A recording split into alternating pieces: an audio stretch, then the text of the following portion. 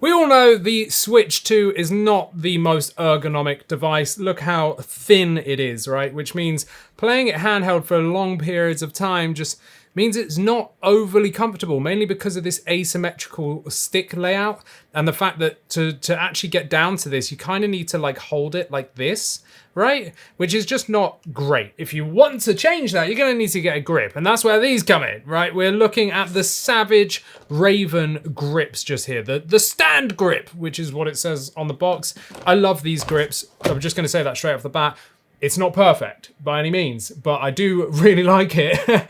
I've used the same style grip from them, from Savage Raven, which is previously Skull & Co. for the Steam Deck, and my ROG Ally X, which is currently on that. It still is ever since they launched it. So let's check it out for the Switch 2. So there's a reason why I've got a bunch of stuff on the table just here, and that's because they sell different versions of this, right? You can buy it just on its own for about $20, which is incredibly affordable, I would say. You then have this, which is a front cover, like hard shell cover, that turns it into like basically a protective case. And this is around $15 just for this. You can buy it as a bundle where you get this and this. I can't remember the price. Go and check out the link down below. And then you've also got this, which it comes in about $40, where you actually get the grip and a proper case, which is just here. And I love this. This is what I've been using personally, because you get an actual case with some game card slots, and I really like that even if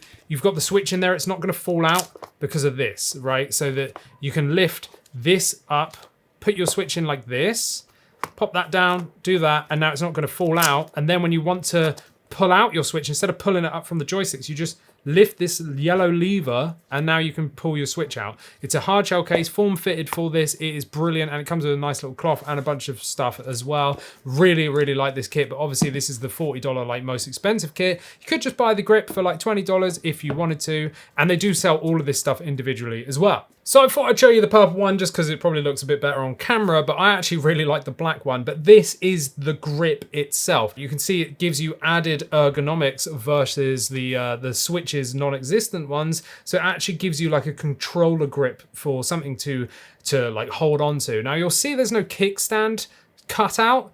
And there is a reason for that, because it's got a built-in stand. So let's just install it, shall we? So what you want to do first is kind of put the base in and just kind of like wrap it around, tuck it in like so that this is tucked in, that's tucked in, push it down, and then you can kind of just pull the top over like so, and it does fit really nicely. Even with a screen protector on, you can see that it fits in there. This is not loose or anything. Like it, if you really pull it, you're gonna pull that off. But to be honest, like even now trying, it's not really doing anything. Like that is in there, and that's what it looks like. Very, very low profile. None of this super wide stuff, which arguably can be more ergonomic, but for a low profile slim case, this is actually a really good alternative.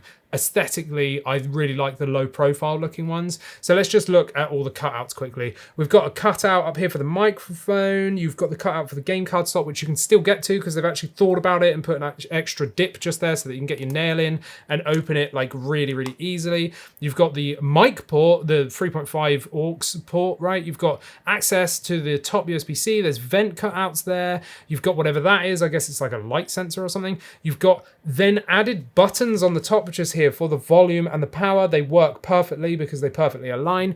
And what I love about this is that it completely exposes the bumpers and triggers. I hate it when there's like a thing that wraps over these and then you're pressing another button to then press that button. That just frustrates me to no end. So having these exposed, I really, really like. You can see mine are all like churned up already because I test so many grips and accessories. I've already like scratched it to hell, but whatever, right? So it also hides the button, so you can't like accidentally like disconnect it, even though it wouldn't because it's like locked in there, right?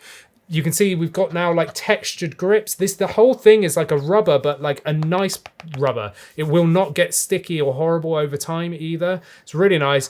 Added grips just there. You can see we've got the flat panel on the base, which is going to act as the stand. You've got more vent cutouts, speaker cutouts, and access to that bottom USB-C, so you can plug it in that way. Obviously, once it's stood up and it stands at this angle, I think it's like 45 degrees, it's not the most stable, But once it's down, as long as you're on like an actual like stable table, mine's not a stable table, believe it or not, it's pretty wobbly, it does stand up, but that is a like tiniest bit of push and it will fall over. So just bear that in mind. Access to everything unimpeded. I really, really like that. Now, obviously the biggest part is the grips, right? So the grips just here give you something extra to hold on to. So it kind of replicates an actual controller. However, because it's not angled and angled out, there still lies a little bit of ergonomic issue here. I mean, it is immediately much better because you can still drop your hand down to get to this right stick, and then you're actually gripping onto a grip, right?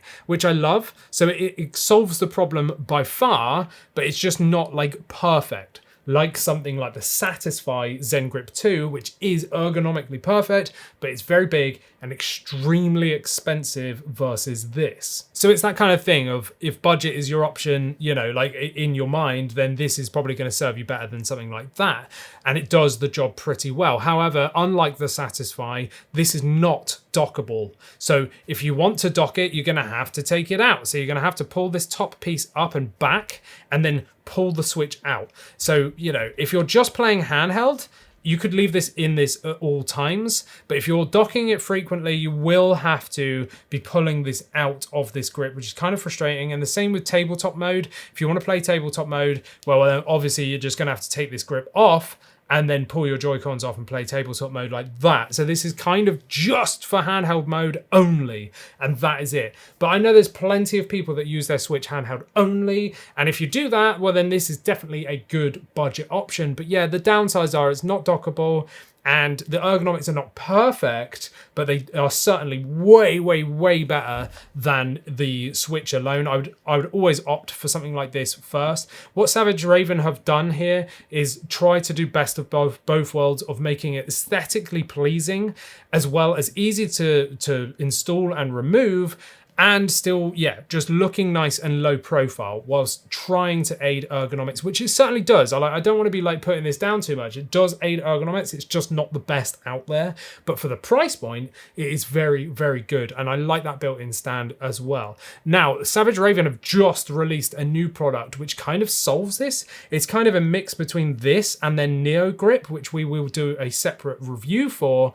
And that should solve all of this because it will be dockable as well as having changeable grips so that you can actually change the ergonomics even more so than this. This is just like the super low profile edition. But there's one more thing I wanted to show you, which is this, which I love these. I think they are wicked. I use this on my Ally X as well. What you want to do is just kind of like hook it up over the top first so that you've got it aligned and that it's going to be over the triggers just here, and then you just gently push it down like so, and now you've got it covered just here. And now you can throw this in a backpack absolutely fine. You can still charge it. There's still vents in case you forget to turn it off like I have and you've just got it sat on the side. It's not going to choke itself out. It's still accessing air input and like exhausting it as well from here, which is really nice. But the most important bit is this, because it protects your triggers. It's not going to fully protect them, like stuff can still get in this way, but it's way more protected than if you just had this dumped in your backpack exposed. But this is a nice easy way of just literally chucking this and going. I really like it. It's protecting the joysticks as well, and I've got the Savage Raven joystick covers on there and it still accounts for that, so you can still see that they're not damaging the sticks. You've got face button coverage, you've got good screen coverage there, and it's raised off so it's not touching the screen. You've got the D buttons covered there, like everything is just protected. I really like this low profile ultra slim portable setup here from Savage Raven, and you can, to get it off, you just kind of gently pull up and then just kind of pull away and it comes off like that. It's really, really simple. I love the product personally, and I am a big fan. Maybe I'm a little bit biased because I really like Savage Raven and their products. So there's some downsides here, but you know, ultimately for $20 versus the competition, if you wanted a low profile, really cool, form-fitting little case, I think this is good, but I do think there's better options if you want the best of the best, like the Satisfy Zen Grip 2, which you can see the review on the channel. Just bear in mind it is way more pricey than this. It's even more pricey than buying all of the accessories at the beginning that I showed you put together. So yeah, just take that in mind. But anyway, I hope you've enjoyed this video. Let me know down in the comments if you've got one of these, or what grip you're looking at, or what grip you want me to check out, and I'll see if I can get hold of one. And whilst you're down there, subscribe, become a member, and you can talk to myself and AJ on our private Discord. And I'll see you in the next one. Thanks for watching.